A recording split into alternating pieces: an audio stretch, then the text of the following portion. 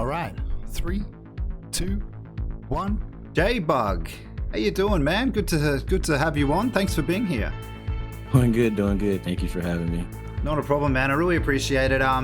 You are a DVD content creator, and before we started on recording, you've just explained that you actually are on more than just Twitch and YouTube. You're also on Facebook, man. What the hell?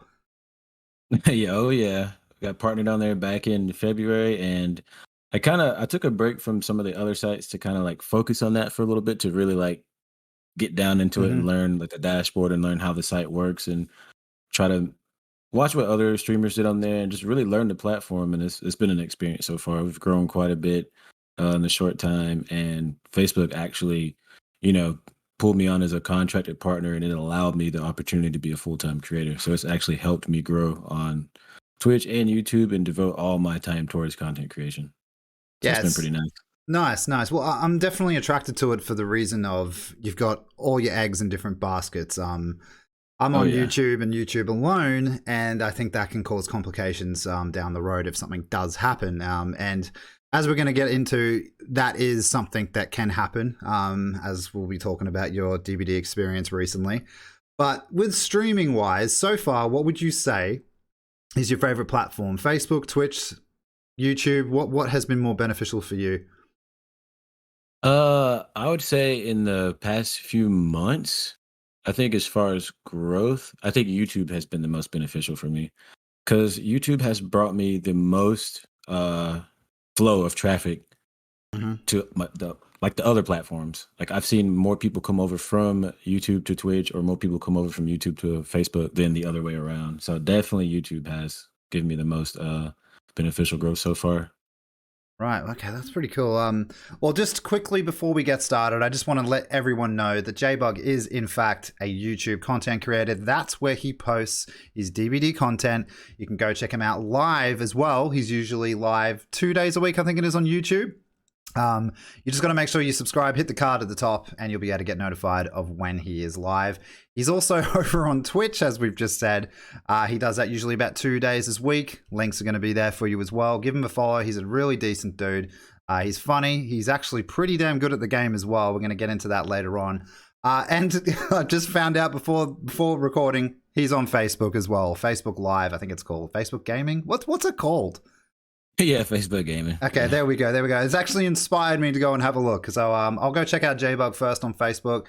And it'd be really cool if you can get some more traffic his way, guys. It's another content creator that's a decent dude. Let's do it. So before we get started, Jbug, I just wanted to ask just like a little bit about you. Who are you? What do you do? And why did you choose Dead by Daylight to be your sort of game of choice for streaming? Who am I? Oh man, that's a tough one. Are we talking about like personally, or like who I am as a gamer? Personally would be, I mean, if you do want to touch on anything personally, that'd be cool to get to know you a little bit better, I guess.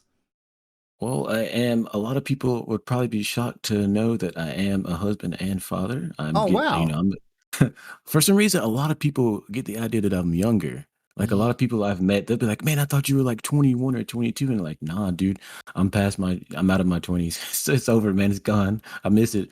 But yeah, I'm a husband. I'm a father, and before I was, doing full-time creation, which I didn't start doing until 2020.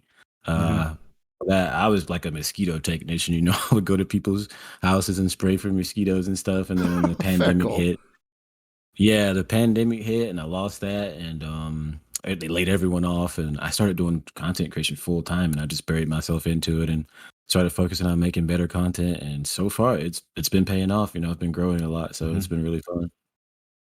That's pretty. I mean, obviously, we haven't talked before this, like about personal stuff, but we were both laid off in the pandemic, so that's kind of interesting.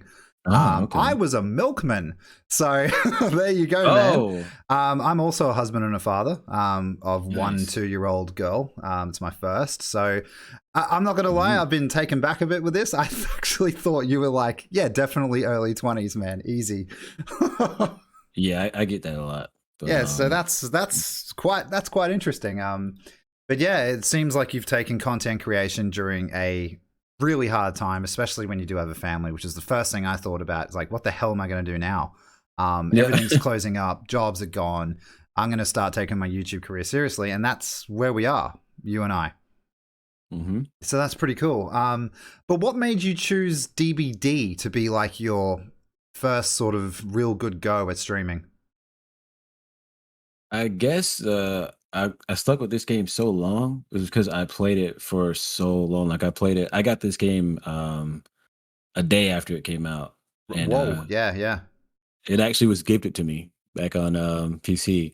A friend of mine was like, "Hey, I'm gonna gift you this game. We can play it." I was like, "Sure." And then back then we didn't know that there wasn't going to be a Swift at the time, Yeah. Swift option.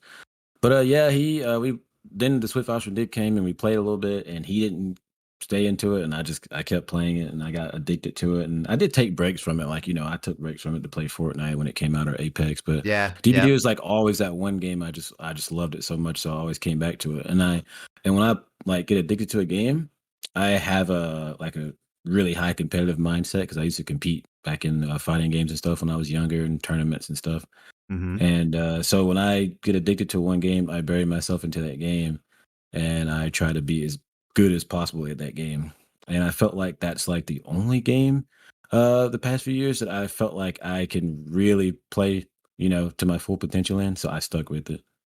That's awesome. That's awesome. So you mentioned fighting games. I'm exactly the same. I've been in tournaments as well. What were your fighting games of choice? The games I competed in was like Dead or Alive 5 and a tiny bit MKX when it first came out, but Nice, not much nice. after that. And back in the day, like 05, 06, maybe like 05 all the way through like I would say 2000, maybe 13 or something like that, Mm. 14. I competed in X-Men versus Street Fighter Oh, online, and nice, nice, nice. Yeah, cool, cool. yeah, I won an online major in that, and then after that, it was Shit. just washed. After that, I was just washed. But yeah, but um, yeah, that was my prime days. yeah, I was definitely competitive Street Fighter myself.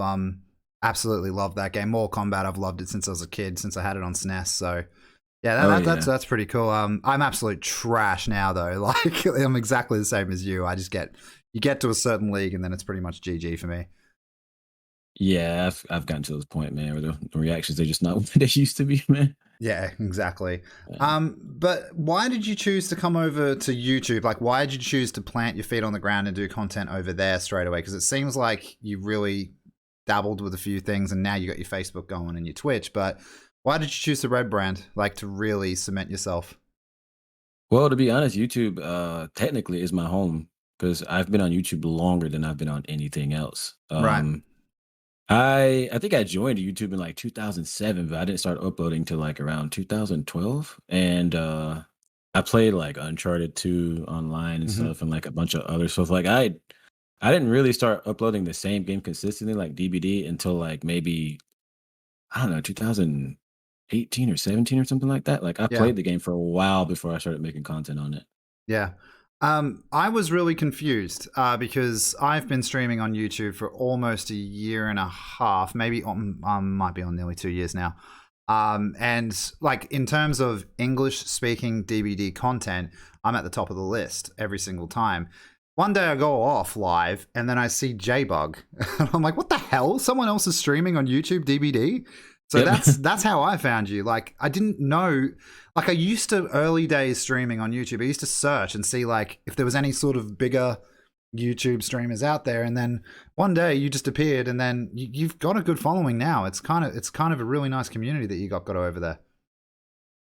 Yeah, it's crazy too because like I only streamed on YouTube maybe 2 or 3 times the whole time, like, I've been on the site, like, almost 10 years now, I think I've been uploading, and, I just started, like, learning how to stream on it Yeah. consistently maybe just 2 weeks ago, and it's actually been really nice. Besides the random, webcam chat bot that spams in the chat, other than that shit, The it's casino been really bots. nice. Yeah, besides those, it's been pretty dope. But I mean, it could be worse. It could be hate raids and all kinds of other stuff going on, like over at Yeah. Twitch. But Yeah, we know it's about been pretty that. chill for the most part. Yeah, yeah. Yeah, I really, really hope that situation doesn't come over on YouTube, man, because that's gonna be, yeah. The I think casino the only bots I thing can that's really handle. protecting us is yeah. I think, but yeah, I think The only thing that's really protecting us right now is the fact that I don't think YouTube has any raid features or anything like that, does it? No, coming though, coming. That's the Oh, thing that everyone's getting really hyped about because YouTube realized that they're on the trigger now. YouTube gaming's going pretty big with the last the YouTube newsletters that we get. That we're yeah. talking about the YouTube raid and gifted members, which is going to be really strong. Ooh, They just need to come up with a currency like bits, man. Honestly, they need to do they something really like do. that. So that if those things come in within the end of the year, which is what I'm thinking, then that's gonna set us up really nicely. That gives us all the tools that we need to compete, and that's really valuable. That is really good because I'm pretty sure, as far as I know, YouTube is the only site that doesn't have like anything like bits or anything because Facebook even has like stars Yeah. and that gets used Yep. quite a lot. So, Yeah, yeah. YouTube. Everyone's going on about how good YouTube is right now, but really, in a lot of ways, they're behind too. They have jumped the gun a lot with things. They've managed to incorporate a TikTok-like system with the shorts, which I think is incredibly powerful. Oh, yeah. I would suggest that for your channel for little montages or even news updates and things like that. Like they're really powerful to give that Oh, information quickly. let me add to that really quick about the shorts. Shorts is actually what kind of sort of like kickstarted my channel. Oh, really? Yeah, I was sitting at maybe 3,000, maybe like 3,500 subs back in June, Hmm. like around my birthday. Yeah. And I uploaded a video a little bit after that, and it was my first, I think it was my first like mod short or something. It was like that's kind of like the video that blew my channel up, I guess. It was the Ace as Ghostface video. Yeah. Yeah. Yeah. Yeah. And it was like I just uploaded and I was like, "Oh, it's just another video. Nobody's really gonna care." It had like 100 views on it, which was normal. I usually average like 100 views on my Yeah. videos. And next day it just blows up and I'm like, "Oh, okay." To start. So I went with it. I started uploading more mod videos and people really liked it. And some people started to actually, I guess, like my personality and stuff. So they kept watching my other non-mod videos too. So it's been pretty cool. That's really cool. That's really interesting. That the shorts are the things that gave you the kickstart. I didn't have that at the time for me because I'm in the UK. We got it a little bit later than you guys. Oh, I'm in England. But I just did tested it one night, just like you probably. I was just like, I'm not going to get much from this. And then like I woke up in the morning and it was on like 7K or something like that, and I was like, what the hell? yeah. I was just like, how does that even work? Like YouTube's promotional tools and the Shorts program, it's extremely powerful. And I suggest anyone who's going to be a streamer to get into it. Yeah, absolutely powerful tool. But moving into the next subject is sort of like, because we talked about this a little bit before the podcast, but we both get a lot of people asking us, DMing us on streaming tips, where to stream, why stream, what you should aim for. Just from you, man, can you, apart from the shorts, which I think is a really valuable tool that people need to use, do you have any advice, or do you have anything that you'd be willing to sort of give anyone, or to any advice at all? Because it's a tough world, man. Well, as far as like starting out today, like if somebody wanted to start out like uploading today on YouTube, I would definitely tell them to research as much algorithm videos as possible and 100%. make sure you research the most recent ones because I'm pretty sure the algorithm can change at any Yep. moment. They make a lot of changes in it and stay up to date with the algorithm. Like I would spend 6 hours a day sometimes just researching all kinds of ways to make my videos better, learning how to do my descriptions and my titles and learning the programs I needed to make my thumbnails and Yep. just researching literally everything possible I could to keep up with everyone else who's making videos and studying a lot of creators. One thing I did when I first started out with making content creation, like especially on DVD and even now, I still always browse through and I watch everyone's videos and I just pay attention to what people are doing with their thumbnails and their titles and their descriptions and even tags. Like Oh looking at yeah. what people are using for their tags. There's tools like there's a tool called TubeBuddy Tube that you can buddy. download. Yep. Oh yeah, Yep. yeah. And seeing what tags and stuff are trending and what people are really searching for whatever like category you're in or what game you're playing and stuff like that. So a lot of that stuff can go into it. It's a lot of work, but Yep. if you really put the time into researching the algorithm and all those things, your channel will grow. And like you said, shorts. Shorts Do is shorts. so powerful. Yeah. Yeah. It'll it'll bring a lot of traffic to your channel. and then it's an opportunity for people to see your other, normal length videos and too, and they Yep. might like those. So it's really good You'll right get now. put into that all valuable recommended tab, which is again very powerful, and shorts do that. I thought I'd have a lot to add to that, but you really nailed it. The biggest thing Yeah. I see from my community is people that just do a stream. They'll go do a stream and they'll say, "What went wrong, MrGimms?" That's you can't. There is no lightning in a bottle. It's either you've got to put in, like, before streams when I first started, and even today, I keep up with the competition, see what other people are doing, find out what's trending. I'm usually, before the stream, I've already worked maybe 4 hours. Do you know what I mean? Yep. And that's Oh yeah. just standard stuff for us. A lot of people think that streaming is all the glamorous life and everything, and it's an amazing, oh, we're so cool and all that. But it actually comes with a lot of work if you want to make it work. Yeah, you just don't get anything for free on streaming, I'm afraid. Yeah, I can say with 100% confidence that being a full-time creator is more work, like physically and mentally, than any other job I've ever had in my life. Yeah, And I've I worked a agree. lot of different jobs. So, oh yeah, like Yeah, being your own boss, and like you have to be your own motivator. Like you have to do everything it's yourself and all just like on come up with, you. All yep, on all you. your own ideas, all that stuff is all you. It's a lot of stress sometimes. It's amazing and it's fun, but it's also a lot of stress sometimes. Fitting that into family life too can definitely be stressful. And obviously you can relate, which I didn't know. Oh Like, yeah. but yeah, you're spending time with your kids and everything like that, the wife. Because oftentimes you'll get an idea, come upstairs, and you'll write some stuff down, get some stuff ready for a cool idea for a video or whatever, or maybe get some B-roll ready. And then you realize, oh shit, it's 4 hours have passed. Like, you know what I mean? Like, you've just Yeah. that's a thing that happens with me when my mind runs away. Um, but as for yourself, with the streaming climate the way it is, we touched on the Twitch problems, all the hate raids and all that crap that's going on over there. You got casino bots over here on YouTube.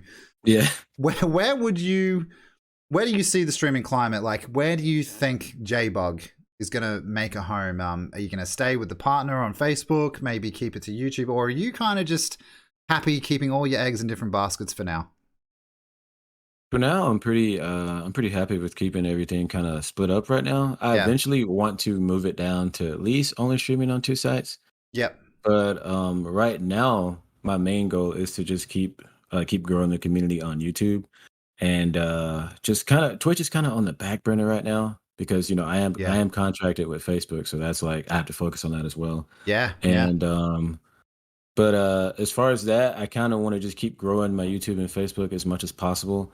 And then I want to eventually, if the community gets bigger, I want to start pulling Twitch back into more days a week and more days a week and juggling those three again and try to, get partnered on there as well. So that's kind of the thing right now. And then if I get partnered on Twitch, then I obviously would bring YouTube back to just uploading. But if it never works out on Twitch, then I will continue to keep focusing on YouTube, and because I've been having a lot of fun streaming on YouTube, like it's been really fun. I love your So I community, wouldn't. man. I love your community. They're very similar to mine, very chilled, very like minded, very friendly. I came in the other night because I normally just lurk because I'm like you, I'm a student of the game. I like to just see what other people are doing. And if I enjoy someone in particular, I always tune into that particular stream.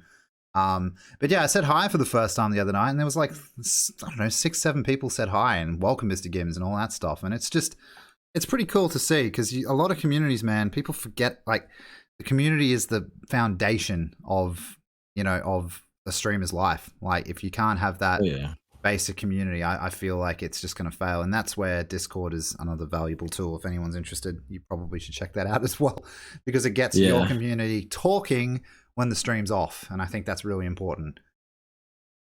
I agree, and that's one of the biggest things too. I tell people, like, if you're growing your community and like a new person comes into chat and it's their first time being there, and first impressions are really important. Yeah. And if they come in and they're like, "Hi," and maybe if you're in a chase or if you're playing DVD or whatever, you're playing a shooting game or something, and you're focused and you don't see it right away, and Yeah. like nobody in your chat even says hi to them, they're probably gonna feel very unwelcome and leave. So like I've Yeah. even had a meeting with like mods before in the past, or just like some of my community. I've mentioned it. I was like, just want to remind you guys, if a new person comes in chat, make them feel welcome. They could be like another really nice, addition to the community. Yeah. if they feel welcome, and if not, that could have been someone who may never come back.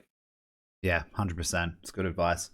I'm going to push forward to now the recent event that happened in your DVD career, which I've been watching you for about 3 months prior to this, so I was pretty much in the Mhm. know. Your name came across my Discord in my community in our DVD discussion page, and it's just basically like, oh my god, like Jbug's been banned and everything like that. A couple of people shared it, and I was like, what the hell? Because like I've watched you for a while, so I knew what you were using, how you were using it, and what you were trying to achieve with it. Right. There are over maybe 100 people in my community that use custom logos for Dead by Daylight. I've wanted to do it, but I've sort of refrained from it because I have trust issues with behavior at times, to say the least. Yeah. But there's also a situation where there was the free cam, but a lot of other big content creators use the free cam, and they do it for their thumbnails. So you want to kind of, I know you did a video on this. I'm going to link that as well and do it in a card. But do you want to maybe just discuss that a bit for my community and everyone else who may see this video, because it's a pretty unfortunate series of events. Yeah, so, what happened was I got free cam. I was actually offered free cam a couple months ago. Mm-hmm. A friend of mine told me about it because he got it, and then he messaged me and he was like, "Yo, I know you've been struggling, trying to find a consistent way to do your thumbnails." So Yep. he was like, here's a Discord." So there's like a Discord community for it and everything, Yeah. and you had to pay like a little bit of money for it. It's like $20, 30 or something for the free cam. And Yeah. what it does is you go into customs or kill your friends, whatever you want to call it, and just to let everybody know, I said this on my video as well, it didn't allow you to search for live games. It didn't do anything else. All it did was create like a cinematic mode in Kill Your Friends where you could get whatever angle you wanted for a screenshot, or you could use it for cinematics. You could move the camera and slow the speed down and stuff for Yeah. cinematics, for maybe an intro or a montage or whatever. And then you just take the screenshot and you can use it for a thumbnail. That's pretty much all it did. But I guess since it was not something that I guess EAC didn't know what it was, and it Yeah. just saw it as a third party software. It picked it up as cheats, so Yeah. that's how I got banned. And yeah, it was supposed to be safe, from what I was told, but someone told me from the community that I guess whoever was working on it, one of the staff people or whoever was working on it, had updated it, and for some reason when they updated it, Uh, it got picked up. So yeah. then I got banned that day. Yeah. And I just want to quickly underline for people listening, Jbug did say it was for custom games. So Kill Your Friends games, he's not getting blood points. He's not going out to live servers. He's literally doing this just to grab that thumbnail. And I have conflicting feelings on the subject because I feel like every single game, like at this level, has a spectator mode. So Right. you are essentially using a spectating mode, in my opinion, a free cam spectating mode. I mean, you play games like Rocket League, Dota, anything like that. Like all these games, all these competitive games, and free cam just comes with the package. But for whatever reason, free cam is detected as a cheat. And I just don't know, man. I don't know about that. And now there's more content creators worried more than ever now about the custom logos. It seems like they're cracking down on hackers, but at the same time, we have problems over at the forums and things like that with DVD hackers, like absolute hackers like Cardi B, just absolutely running rampant all over the game with blatant hacks and things that actually do affect the live game. So is there any update on that, or is that just it? You've just lost that account. There's no coming back from it, sort of thing. Well, the day after I made the post on Twitter Mm. about getting banned, the day after, because I appealed like right away. Well, I sent them a message right away to behavior, Yep. and the next night they got back to me, giving me a link to EAC's site, telling me to go appeal it like directly, and I did that, and I've just been waiting ever since for email back, and apparently. I was told that it's possible that I might not even be contacted back. So I don't even know how long I have to wait. I just have to like keep checking my That's email every day. That might be positive. Behavior definitely wouldn't have played ball with you there if they didn't think that there was a chance. So that might be good. That might be a good thing. Don't know how long it's going to take though. Jesus Christ. Yeah. So I mean, other than that, I just been, just kind of playing on my new account. I also have a console account because I had like 3K hours and something on my console account back when my old PC was broken. So I was Yeah. playing on there for a while before I came back to PC. So I still have other options. It's just rough going back and forth, and like I still lost so much progress and like so much money and stuff out of my Oh cosmetics man, and stuff. yeah, absolutely. That the money part for me would be the amount of money that we put into this game, man. Yeah, and losing my legacies. Oh God, man, I Yeah. hate it. Yeah, I didn't. I joined DBD about 2 months after its release, so I didn't get the legacies. But yeah, I'd be absolutely bummed if I lost my legacies. That would be ridiculous. Yeah. Um. Oh yeah. But I mean, that's. I guess the reason why we're all shocked over here is because what's considered a hack now, because the guy that goes down for custom logos, in our opinion, and a free cam in Kill Your Friends custom games, compared to some of the real, like, I don't know if you obviously stay in the know, you've seen some of the hacker epidemic right now on DVD. Like, it just seems like people are making videos. Dowsy did a video recently where he was talking about how hackers, and how this guy that he was talking about is still playing the game. Like, he's just still playing the game no matter how many reports, evidence that's pushed to them. I just find that really odd that they got you and not somebody who's actually trying to Yeah. destroy live experiences. I just don't get that. I mean, just last month, I made two different videos from two Yep. different hackers in like the same, I think it was like the same week or Yeah, something yeah, like that, the yeah. same couple Yep. weeks. And there was another one that I ran into that I never even made a video on because I didn't notice the person was a hacker until like towards the end. It was like right at the exit gate. The gate was not open yet, and he just walked through and left. And I was like, oh, okay. Oh, But yeah. yeah, I mean, like you got that infamous Cardi B running around for the last few months, like everybody knows him, and Yep. infinite flashbangs and all kinds of stuff. And then you got me getting banned for using a camera to make thumbnails for the game. It just Yeah. makes no sense. Yeah. For DVD But content, and also for somebody who's been a lifelong fan for them for 5 years. yeah. So that's I guess the tragic part of the story. But I'm glad you cleared it up here as well. The video you did was really good. It covered everything. But let's just hope that you actually get that account unbanned, because that's in my opinion, that's bullshit. Oh yeah. I mean I know at the same time that there's always a risk. Like I keep telling people, there's even a risk using custom perks and custom Yeah. portraits and stuff. It's very low, but there's always a risk. I knew the risk and everything, so I don't want to, I don't want to do the pity party thing. The reason I made the video and stuff and posted about it, well, of course I was angry at first when I made the Yeah. Of post, but course. after I had time to think about it, when I made the video, it was more of just to let people know and just spread awareness for, hey, this is what you can get banned for. So even if you're not trying to do anything malicious, you could still get banned. So be careful. That was Yeah. pretty much what the video was for.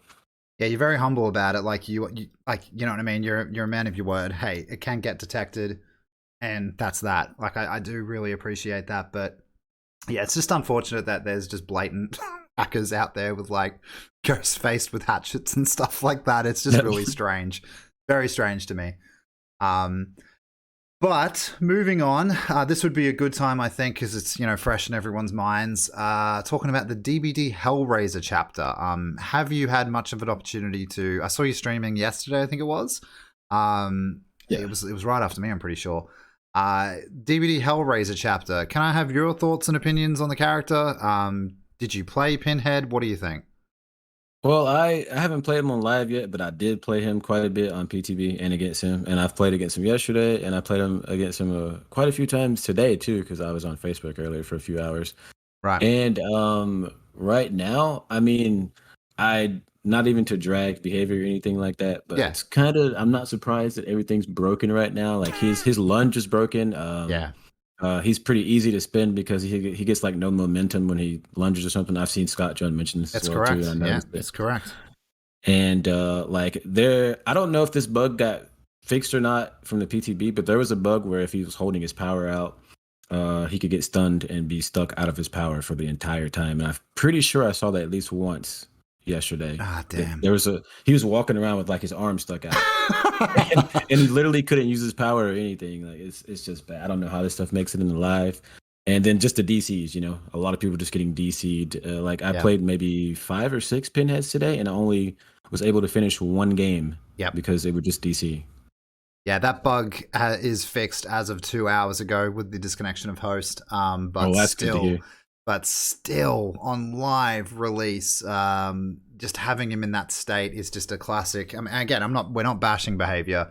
It's just Right. it seems to be there. To me, it's obvious the schedule's too much. It's just too much. They're pushing out content too fast, and they're not ready for it, in my opinion. And with McLean leaving as well not too long ago, it seems like they might have a little bit more work than they were originally ready for. But him coming with no voice lines with the Chatterer, because he has his own custom voice lines, which is awesome on the other side of the coin. But there was just all sorts of audio bugs. Chase music wasn't pinging all the time. Yeah, you're right about his swing. The swing's horrible at times. He gets no momentum when he falls from a height as well. Yeah. But what do you think about his base kit? Do you think he's strong in a chase? Did you have any good challenge today? How do you feel about that? So far, I think I've probably played about 20 plus pinheads, and the only one I had a problem with was the one I played today. He was actually pretty good. He had a good build on. He had like Ruin, and he had some strong perks on. He was good in chase. He was really good about I don't know how he did it, but he had really good pressure on the gens and the box. At one point, he had 2 people knocked that were trying to go for the box. And the box was like, I don't know exactly what you call it, but you know how the configuration, lament configuration, that's it.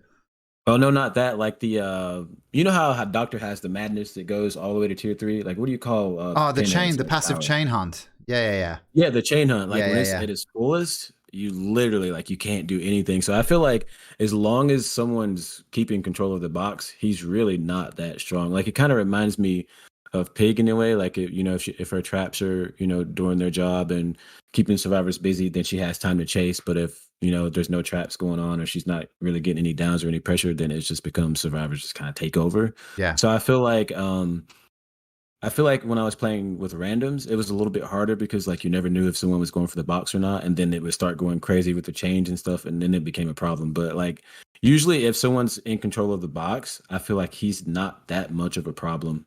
To be honest. So I don't think he's like super, super strong, but I also think it'll depend on like who's playing him. Obviously, a really good killer can still make him look pretty crazy.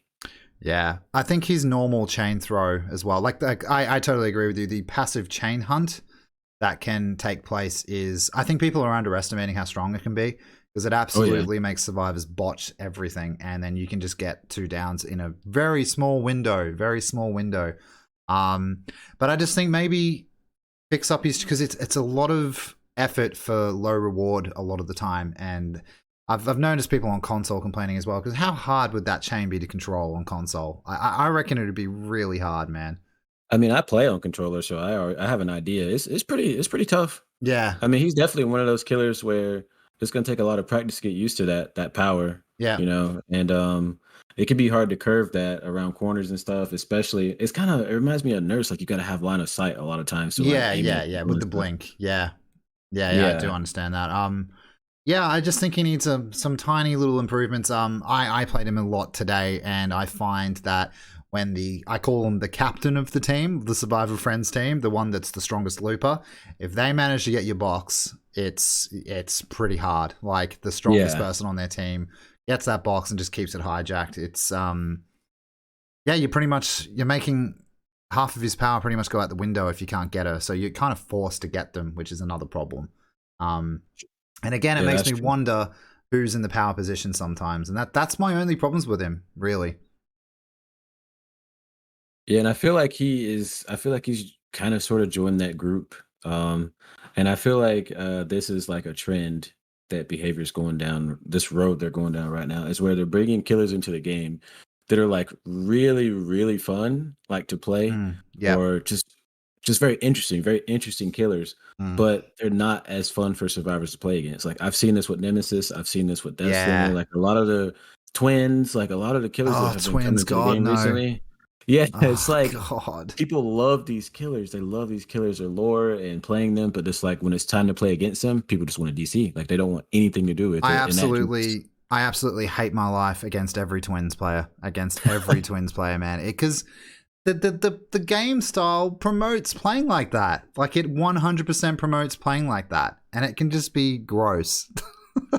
It does, and it literally sucks you into it because like they're made to play that way. Like someone actually I refuse. I was streaming one day and I refused to play twins, and someone donated, and they actually gifted twins for me. It's like, please play them one time. I was like, oh my god, fine, sure. So you guys are bullying me into playing a killer, so I got bullied into playing twins, and I found myself doing the same thing, like letting Charlotte go to sleep near a hook, and then Hmm. getting Victor and slugging people and stuff because it was like a really strong team, and I had no perks, and I found myself playing exactly like all the twins that I hate playing against to get the win. I'm Exactly. like, You it's like, fit into the narrative when it's already there for you, though. You do that. yeah. Yeah. I do. You touched on Nemesis there. Yeah, 100% agree as well. I just find it boring. I don't know why. Like when I'm in a chase with Nemesis, I just personally find it boring, and I can't exactly put my finger on it. Yeah, it's really. I think my main issue with Nemesis is the inconsistency of his tentacle, Yep. and then well the zombies.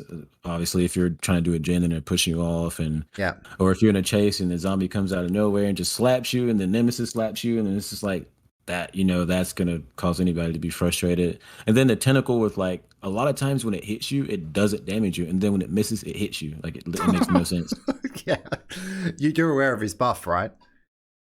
Oh yeah, I realized. I didn't even think about that. He did get buffed Yeah. yesterday, right? Yeah, I used it today 2 games in a row and wiped the floor with everyone. It was a tiny little tweak in the bug in the patch notes, but holy shit, dude, it's not good for them. Like they've cleaned up sort of the animation where it's smoother on a hit. So yeah, they get the sprint burst still, but you come out of Right. animation quicker, and so you get a little bit more ground. It feels really smooth. But on the tier three tentacle, you are just moving at you're moving at a survivor's speed now with it out. So Jesus. you can actually be like old school Pyramid Head, where you can bait out his Trail of Torment. He's really badass now. Again, don't know Hmm. how it is to play against him because it's probably got the same problems, but he Yeah. actually, I think he might go up a tier here. Like he's actually not too bad. I guess that's a good thing, though, because I mean, I do want to see more variety in killers, at higher gameplay. So Yeah. that would really help. Yeah, agreed. Which fits very nicely for our next topic is skill-based matchmaking. Have you had a chance to have a test and experience it? Well, what I got from it today, it was a lot of variety, which I liked, but I don't know how long that's going to stay. I feel Hmm. like maybe since they first turned it on, I don't know if they reset everything, like everyone's MMR, because I know they've been like tracking it in the dark for a while, right? Yeah, that's correct. And I don't know if they reset it today or if it's like I'm not really sure how they were doing it, but like I found like every other game was like a baby killer, and then the next game would be like a sweaty killer. It was just back and forth. the way the way that they explained it is if you I mean this is just kill aside, but you're supposed to win a game, lose a game, win a game, lose a game. That's pretty much you're going to get a decent team and then maybe a good team, but there's a good chance there's a weak player on the team sort of thing. But I played because I'm a Demogorgon main pretty much. I played him for 2 games today, and they were absolute sweat fests from start to Yeah. finish. I was like literally sweating in my attic. Um, but then I played Pinhead, and yeah, the matches were good, but they definitely weren't super sweaty. So I mean, in that regard, it's working because Yeah. if I've not played a killer so much and the games are easier, then that makes sense. But when I went to Demogorgon, it was just game on the whole entire match. So it's pretty good, but again, they even said it themselves in the patch notes. It's lonely at the top. There's not so much of us at the top, I guess, in terms of the whole spectrum. Unfortunately, it's just going to be sweaty with our favorite killers, I guess. Yep. Pretty much. And I yeah, I don't know what we can do with that. I just hope it don't becomes a thing to where it hurts like the people who've been playing the game for the longest. Like people who are, they can't help that they have 6, 7,000 hours in the game. They're Yeah. not gonna, they can't just hold back. If you're decent at the game or you're pretty good at the game, then you're obviously going to perform pretty consistently most games as a survivor or as a killer, and you're going to be stuck up there with like some of the best players, and it's never going to be fun anymore. And like the only way to have fun is to literally just throw a meme build on and just force yourself to have fun, which could, if that's throwing the game for other people, if you're playing at randoms, then they're going to be upset if they actually care about their rank. So it's like, what do you do at that point if it gets to the point where it's like just nothing but sweat? Mm. Yeah, I definitely agree with you. I mean, I guess that's what the old school fans are thinking about. Is it's going to punish the life stays since year one sort of thing. Having Yeah. said that, though, I mean, as you said, you're getting mixed results as well. But today I didn't go against one nurse or spirit. That's kind of interesting. No, I didn't either. I didn't think about that. Most of Yeah. mine were besides Pinhead, it was like I think Nemesis and I think there was a Legion. Like it was a variety Whoa, of Legion, different killers. Jesus. Couple trappers. Like Yeah. Yeah, it was wild. I had a Nemesis and I think I had a Michael Myers. That was random. Yeah, a couple of random picks. It's a bit weird. Maybe there's something to what you're saying with the reset. They may have maybe brought us back down to ground level at least. But considering I play like 10 games of Demogorgon a day, that kind of made sense that I was sweating the entire time, to be honest. Oh yeah. But do you think it's do you think so far, just looking at it, do you think it's going to be positive for the DVD climate, or what do you think down the road? I don't know. I feel like for me personally, I feel like it's just too early for me to like hate on it or Yep. like it yet. I Yep. just kind of want to see where it's going to go in the next few weeks, maybe, or maybe like the next month, and then see where it's at as the weeks go by, playing both sides, and if it gets more consistent or not. With the MMR and stuff. Like if it becomes to a point where if I play with random survivors, that my teammates are always pretty decent, and the killer is decent too, or is it still going to be like I never know if my killer is going to be good or bad, or if my teammates are going to be really good or just new to Yeah. the game. So I just want to see if it forms more consistency. I kind of, for me personally, I like that there's not much consistency right now because if I'm playing an asymmetrical game or like a VR game or Yeah. anything, I want the experience to be different every time. I don't want it to always be the same. I don't want to expect Ruin and Undying every game. I want it to be like, oh, it's a Myers or oh, it's something Yeah. different every time. Yeah. So I like Refreshing. that. Yeah. Yeah, that's cool. That's definitely a positive outlook on it as well, because that's why a lot of people came to this kind of a game, asymmetrical. Um, but in terms of, because I know you play I see you play mostly Survivor. Is that correct? Is that pretty much correct? Yeah, I do a lot of both sides, but I'm definitely a Survivor man at heart. I would say if I'm better at any side, it's definitely Survivor. Right, fair enough. I've seen you playing Survivor. You're pretty insane. You put game, but I'm happy to admit that. But in terms of balance, I mean, I know you do some Swifts, but you are solo like most of the time. Yeah. Yeah, so in terms of balance as a solo survivor and a killer as well, what do you think about the balance right now in the game? Do you think it's in a certain side, so to speak? But I want to hear your opinions as a solo survivor, how it feels. I think as a solo survivor, DVD is probably is in his most frustrating state right now because a lot of times you're playing with people who probably work all the time and only play this game like maybe a few hours a week and stuff. And Yep. somebody like me, a full time, or you or me, or somebody who's a full time content creator who plays this game a lot. Hmm. We obviously know a lot about the game, Yeah. and when it can be frustrating when you're playing with somebody who has most of the time no idea what's happening. And usually in my games, as soon as they start, I would say in the first 30 seconds, in 9 out of 10 of my games, someone's down, Yeah. Yeah. and it's like it's already like, oh boy, this is about to be a rough game, and it just kind of feels like at that point you just start playing. Like I guess if you care about rank, you just start playing for saves and try to do some gens or maybe Hmm. get chased if you can. And a lot of times it feels like you're carrying the team on your back and your back's hurting because like I feel like if the killer's not chasing me and they're constantly knocking other people, a lot of times I'm getting off gens just to try to go force chase just to keep the killer on me so my teammates can do gens if they can't chase. Because I don't think not being good at chases makes you a bad player. It just means some people are really good at flashlight saves, Yeah. and really good at a lot of stuff, but they might not be the best at looping. I just think that it's hard to find people who are good at looping when you play with randoms. It seems like a lot of people have an issue with that, and even a lot of people come in my chat, and that's like the number one question I get asked is, "How do you loop? How do you loop so well? How do you loop? Teach me how to loop." That's like the thing I hear the most when I'm streaming or in my videos and stuff. Yeah, I would definitely be with you on that. I would say that solo survivor could be possibly, I don't know, this might be, I mean, to some people, this might be a little bit, a little bit tangy or something. I think it might be one of the hardest modes in the game. Solo survivor is just nothing like killer either. It's the killer for me is you're depending on you, and that's kind of a good thing. You've only got you, Yeah, and it's you versus them. But survivor, you've got all these other cogs on the wheel.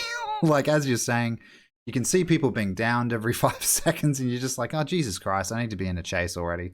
Um, yeah, And if you don't take control of the game 9 times out of 10, the game's over.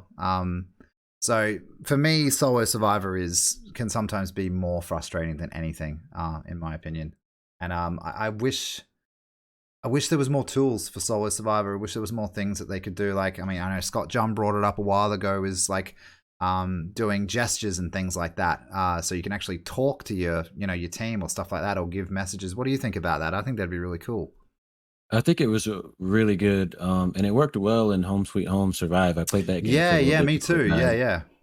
Yeah, and it was nice to see someone getting chased across the map while I was doing a ritual, and they could just press a button and say, me decoy, let me know they're being chased. I'm like, oh, I can stay on this. So like, or Yeah. just that, I would love to see that. I don't know if it was Scott that posted that as well on Twitter. Somebody shared a screenshot, and it was showing like next to the survivors' names what they were doing.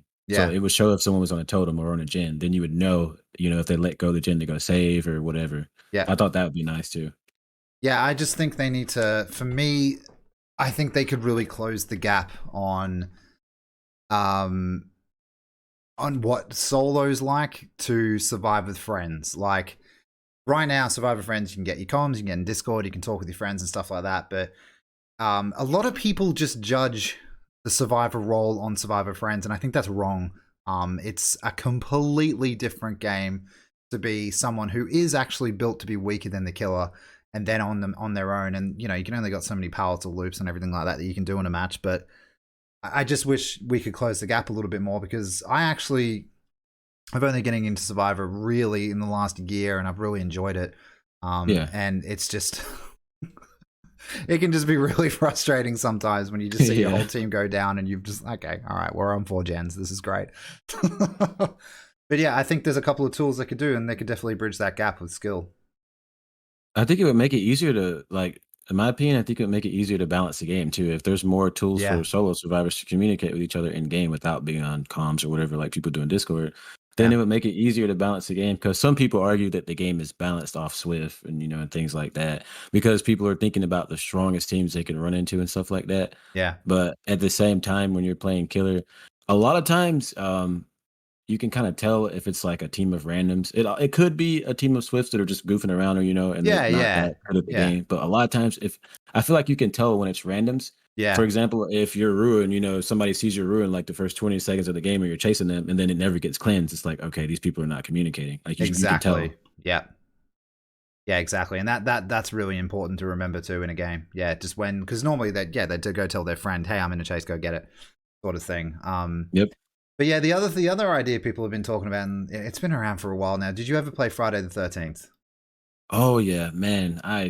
I stayed up to like 6 a.m, like almost every night. I was grinding the crap out of that game. I took a break from DVD. I was like addicted to that game. If that game never died, that would have been my second game. Like it would have been DVD and Friday. That's what I would have been doing. Now, I enjoyed a lot about that game. I really did. And it had some pretty damn good mechanics in terms of horror-esque feel, because DVD sometimes gets away from that. I think we can all agree to that.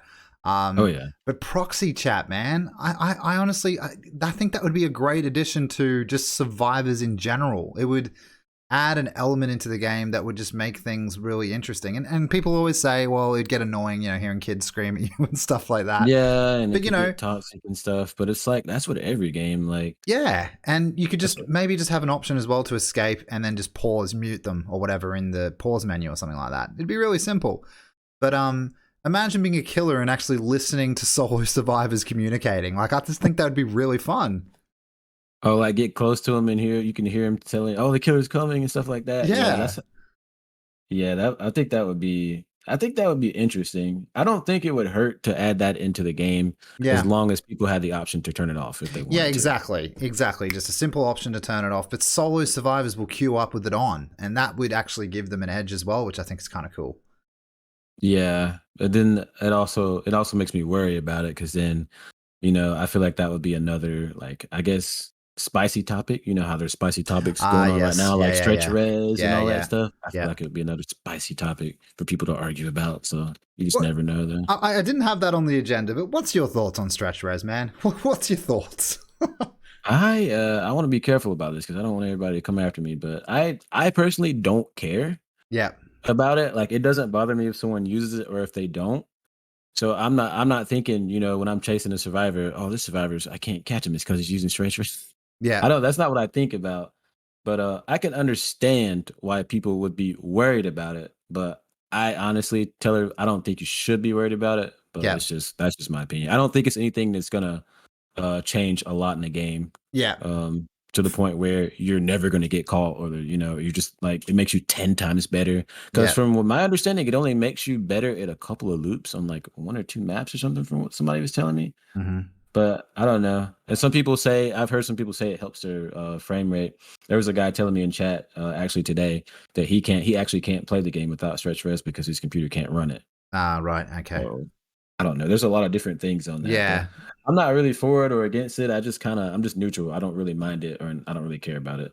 Honestly, at the end of the day, it does bother me at times, but it's Mhm. when it's on the tournament level, I think, when it really bothers me. Like, you hear like Team Oracle and things like that, and they all use stretch res. By the way, absolutely amazing players. Like, they would dominate anyway in a lot of Oh circumstances. yeah, they But definitely don't need it. yeah, and I was just thinking to myself, like, it kind of waters down their victory because they've beaten so many top streamers, and it's just like, why do it? Like, if you can have the option to not do it and then show everyone that you're amazing, which they are, why not just do it? To me, I just think it waters down the competition scene. But if they want to use it in DBD, like just normal everyday queuing up, having fun sort of thing, then what are you gonna do? You know what I mean? Yeah, it's like I think this was like last year. A lot of people kept asking me about it. So I tried it. I tried it on stream for like a week or two, and it didn't bother me. Like it was like a slight stretch. I didn't really use anything crazy. Yeah, And to see like community's response from it, like some people would come in, most of the response was actually bad. yeah. A lot of people would Wow. come in and tell me, it gave them a headache, or, they just didn't like to look at it. They thought it was ugly. So of course I ended up taking it off. But it was one of those things where I kept seeing it come up everywhere and people were trying it out. I was like, well, let me just try it out and see what what's going on with it. But I Yeah, ended up turning it off. I mean, it's utility only at the end of the day. I do think it looks pretty ugly. It Yeah, looks if pretty it's like a gross. tiny stretch, it doesn't bother me. But if it's Mm. stretched a lot, like not even to like be mean to the person who's using it, it hurts Yeah, my eyes. It gives me a headache. So I actually can't watch it. I yeah, physically yeah. can't watch it. That's fair enough. What would you like to see yourself come into the game in terms of a chapter or anything like a perk, utilities, anything, any ideas that you've had that you'd like to see come into the game? Okay, this is easy for me because like I get asked this a lot. So Fair, cool. I would like to see survivors that are twins. They don't have to be like identical, maybe like fraternal twins, like Oh girl wow, and a that's boy or actually something like cool. that. And if like maybe they have some kind of like perk that somehow connects them in a way, like they get some kind of buff or something, kind of like similar to like how what's the name of it for like blood pack.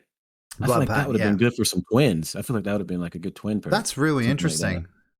Yeah, that and alien. I would love to see an alien chapter. Wow, you and me both want that, man. You and me both. That's my Yep. most requested killer in the ever. Yeah, is Alien. Yes. Yeah, 100%. I mean, you've seen that, the created video on YouTube of Alien in DVD. You have seen that, Oh right? yeah. God Oh damn, yeah. man. God damn, that's sexy. All right, man. I just hope that comes. I hope they get that. And if, maybe if not that or that plus like a vampire chapter or like a werewolf or something like that, those are like my top things. Yeah, we talk about that all the time on my streams. Like, they've got so many, what some people would consider boring, simple ideas, but like a fire killer or like an ice killer or just Ooh. elemental stuff, like just boring. What's boring on paper, but you could make it interesting in the game. Like, why don't they go for that? That's so simple, in my opinion. Oh, I never thought of it like an elemental killer. That'd be insane. It would just be. We don't have a fire killer, and it's. You know what I mean? Like, it's put Scorpion in or something. Oh man, imagine like getting burned or something and it kind of like it ticks at you or something and puts you into like Oh like man, a health state if you don't yeah. run to like a pool or something fast enough. That'd be crazy. Oh wow, that's kind of cool. Yeah. It could be similar to like plagues pool where you drink out of, but it Yeah. could be like they splash it in their face or something to cool off if they're getting too hot. Oh, that'd be sick, man. Yeah, that'd be really cool, actually. But yeah, a twins for a survivor or something like that, or sisters or brothers or something like that. That could be really cool. Yeah, I think that'd be dope. Yeah, that you could also confuse people with it too, which would be even better. Like when you're Yeah, playing. yeah. I'm hoping for that, though. I really want to see like some twin survivors. Yeah, that'd be cool. Hey, man, you never know. That might be for the because we're getting that survivor on the mid-chapter update. Imagine if it was they just dropped 2 survivors for the one I'll main. lose my fucking shit. That'd be really cool, man. That'd be really cool. Couple more questions. DBD further down the road. Where do you see it going? Do you seeing it last the test of time? What do you think the future's looking like for behavior and Dead by Daylight? I can definitely see DBD hitting year 10, to be Yeah. honest, because think Wow. about like all the issues that are in this game right now that have Mhm. been in the game since the beginning. And there's some that go away and then they come back with like different patches and stuff. There's so many issues, but there's still like even when the Resident Evil chapter dropped and there were so many issues, the game still had the most players ever. Yeah. And it's like people are just they're gonna go on Twitter, they're gonna talk about how much they hate the game, and then Yeah. the next day they're gonna play it for 8 hours. This is how it goes. This game is an addiction. People are gonna keep playing this game, and I feel like it's gonna keep growing as long as they keep bringing in like a lot of good chapters, I guess. Well, not good chapters, but like chapters that pull people in. For example, like Stranger Things Yeah. or Resident Evil and stuff like that. Like that's gonna pique people's interest. I don't know. Someone actually asked me this question. They said, "What do you think? How far this game would be if it didn't have any licensed chapters?" And I think it would be pretty good, but I really don't think it would be as popular No without the way. licensed chapters. I don't think that No, I the agree. licensed chapters completely carried the game, but they definitely helped the game a lot. Like I Mm, mean, think of how many people love Myers and Freddy and stuff like that, and Demo, just all these special characters in the game. Like how many games can you think of that you can open up and see so many iconic survivors Yeah. and killers together like that? Like I mean, I've it's a very gone special game. and so many times in DVD's 5 years, I've gone ballistic over what they've released. I mean, you got to admit what they do is amazing with that sort of stuff. But I mean, I remember when I was just learning Nurse and stuff, and because she was the last killer released, and then all of a sudden, Michael Myers was in the game. I was like, what the Yeah. hell? I was like, how the hell did they even manage that? And then looking on 5 years on, they've got pretty much every horror icon now. We're waiting on Jason, Oh maybe yeah. one day. But honestly, man, they definitely fans of those franchises, of those horror movies and things like that. They have definitely come to check out DBD if they're a gamer. And you're right, it hasn't carried the game, but it's brought in extra fans at extra times, and then they get to experience the game, and then what do you know? They're addicted before you know it. So Yeah. yeah, I definitely think without licensing, it wouldn't be where it is. It'd be all right, it'd be played, but nothing compared to where it is now. Absolutely not. Yeah, I agree. Oh yeah. But yeah, apart from that, the with competition wise, because we were just talking about that with this game, if it didn't have licenses, do you see any competition coming up for DVD? Have you been having a look at the Evil Dead game, sort of the gameplay of that? What do you think about that? I actually wanted to point out about that's actually my most anticipated game like to come Yeah, out. Like I really hope this game. Like I never think about saying I want this next game to come out to kill Dead by Daylight or yeah, anything like that. yeah, Like I feel like asymmetrical games could be really good to coexist because that gives us more variety of games to play when we yep. need to take a break from DVD or anything like that. So that's kind of like what Home Sweet Home was to me. So I hope Evil Dead has like I don't think we know I don't know if we know too much about it being We asymmetrical, don't. but I heard there's going to be different modes and stuff like that. Yeah, So hopefully it is, and I hope it's good to the point where maybe they come out with some features and stuff that can maybe nudge behaviors a little bit to like improve on some things too. Because it's kind of the yeah. same with like Apex and Fortnite or Hmm. whatever, where it's like Apex you can revive your teammates after they die, and and then Fort added it in. It made them decide to add things to the game, Made and them they kind push of it. take from each other. Yeah, and the pinging system and stuff like that. So it's just like Home Sweet Home has a pinging system where you can ping where you drop an item or something like that. Like imagine if DBD you're playing solos and you drop a flashlight or you drop a make it and you can Yeah. ping it and it pops up and people can go, other Oh random man, that'd teammate be can go dope, use it. actually. Yeah, yeah, that Yeah. would actually be really cool. I always usually answer around about the same way on my streams and things like that. Is competition is healthy. It's always good to have 2 games in town rather than just the one, because again, with the eggs all in one basket, competition makes the other company, as you just made a perfect reference to Apex and Fortnite and things like that, it makes them work harder and try to gain those fans and make them the number one game. So I Yeah. don't want Evil Dead to absolutely destroy DVD. And by the way, it's not going to. No. DVD has a threshold on that genre. So if anything, it'll help the genre, which is the most important. That's its main job. And also alleviates stress from when you're done with the game for a little bit and you need to take a break. Matthew Cote said it better than anyone. Go play some Civ. You know what I mean? Yeah, go play something else. Yeah. Come back fresh. So Evil Dead, for me, it's just going to be like I'm on holiday. I'm going to go and play the game and enjoy it for what it is. If it's amazing, great, I'll come back. You know what I mean? And I just think that's a positive way of looking at it. Yeah, that's kind of how it was with Friday too. It's like I enjoyed the game so much, but then when I came back to DVD, that made DVD even more fun. Just taking a break from it, so it still helps the game. Yeah, exactly. Do you play, just before we wrap up? Do you play any other games on your channel at all? Because I've only been watching the DVD streams. Well, usually on Twitch and YouTube, I'm like just strictly DVD. But I Right. use Facebook is like my vacation where I play like all kinds of stuff. Like I've been playing Fortnite. I've been playing Code Vein a lot, and Right. I still play DVD on there as well. But like I play a lot of single player games like late at night. I do like these late night no commentary like immerse streams Yeah. after like midnight. And I've played BioShock recently. I've played Nier Oh, Automata. yeah, nice. I've played Soma, like just a lot of different scary games and stuff. I play a lot of stuff on there. So it's nice. It gives me a good break. And then when I come back to like YouTube or Twitch, it feels fresh and I'm having fun to get on DVD. Nice, man. That sounds great. I need to start doing that. Yeah, it's been fun. Yeah, cool. Well, I've actually recently been watching a little bit more Fortnite, so I'll definitely be coming over to check you out on Facebook. Also, Twitch and YouTube for his DVD main content, so make sure you guys remember that. All the links will be in the description at all. Jbug, do you have anything else to say before we wrap this up? Not that I can think of. Besides, be good to each other in the fog and don't be toxic in the in-game chat. That's very wise words of wisdom, sir. Jbug, I really want to thank you for coming on. It's been a really good conversation, and I feel like you're definitely a very like-minded individual too. So it's been a kind of a cool coincidence. Yeah, I actually really enjoyed doing this. I never really did anything like this before, and I thought it was going to be like, for some reason, my brain told me it was going to be super complicated, but it actually just felt really natural. I guess because we've been in this community so long and we know so much about it. It's just pretty easy to talk about. So that's cool, man. Well, that's cool. Well, maybe down the road we'll grab you as well if we're going to do a group one. That would be really cool. Oh yeah. All right, man. Well, thanks so much again for being on. It's an absolute pleasure meeting you and talking to you like we have just tonight. And I hope you have an amazing night, and we'll see you guys later. All right, thank you. Thank you. See you later.